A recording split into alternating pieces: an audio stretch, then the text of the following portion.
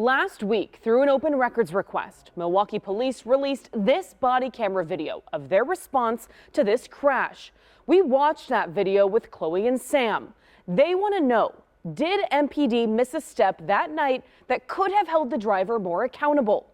I brought their questions to the state's top OWI expert and tried to bring their questions to Milwaukee police once again. Seeing all of the footage was really difficult. I'm just like hurt, confused, devastated, feel like our lives did not matter in that moment. Ma'am, try not to move, okay? A life-changing moment Chloe, Sam, and I watched together.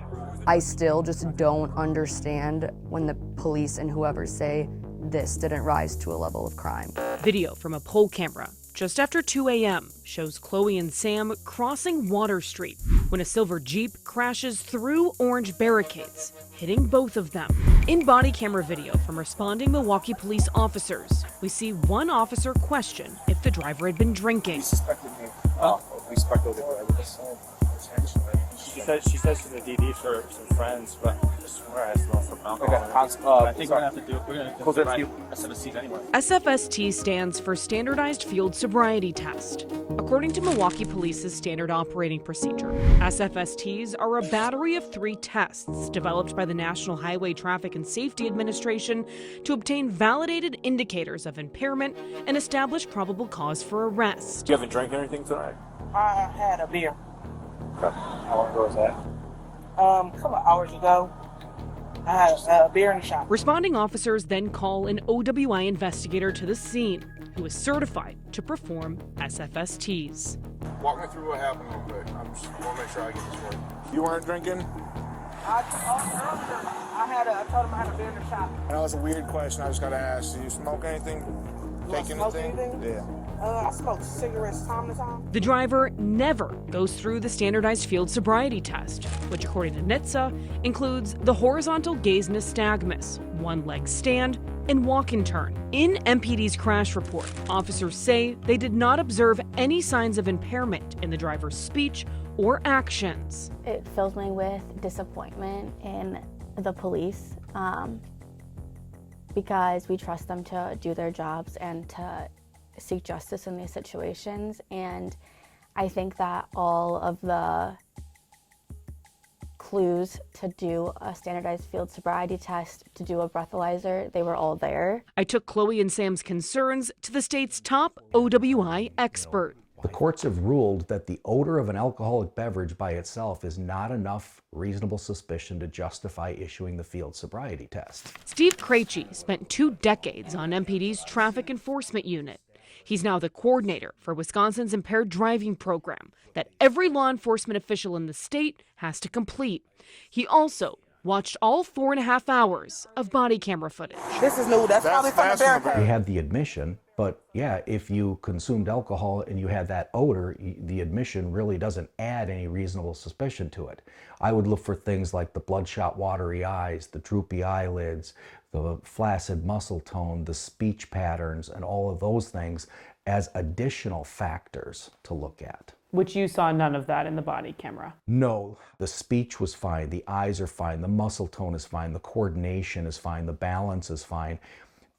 He probably determined there's no reasonable suspicion to even move forward with field sobriety tests, which again, I think is the correct decision. State statute allows officers to take a blood sample from suspected OWI drivers who either caused substantial bodily harm or who violated a traffic law. Why not just take the blood in that case? Well, like I said, it's up to each agency in the state to determine whether or not they will utilize that law to their advantage. Could they have done more? Sure, but were they required to do more?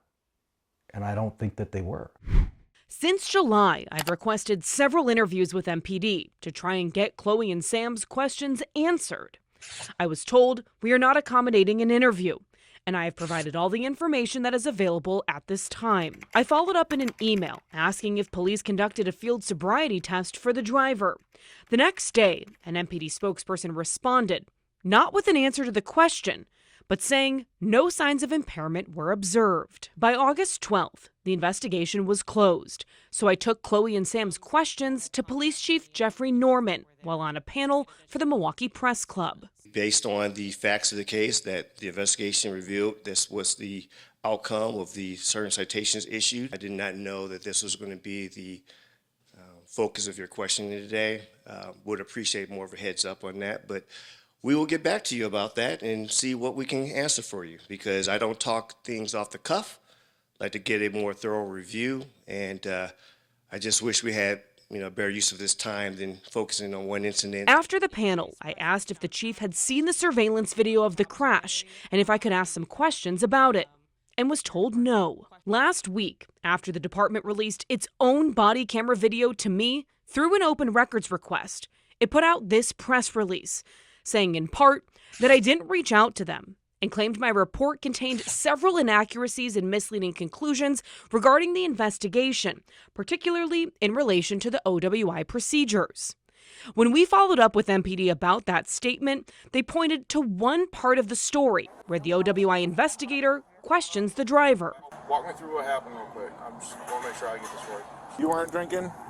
I told him I had a beer in the shop. And that was a weird question I just got to ask. Do you smoke anything? Do I smoke anything? Yeah. I smoke cigarettes time to time. We've since clarified our reporting to explain the OWI investigator did not perform a standardized field sobriety test, which, as we told you earlier, would have included tests like the one-leg stand and the walk-and turn. MPD also claimed my report contributed to the continued trauma experienced by those affected by this tragic event. You're the very last person I'd ever say caused any additional trauma to anything. And the response of the mayor of the police department, that has caused me exponential amount of trauma, of feeling like I don't matter. And that is such a failure on all of their parts. I want to make it clear, before this story aired, I reached out to MPD twice asking for an interview.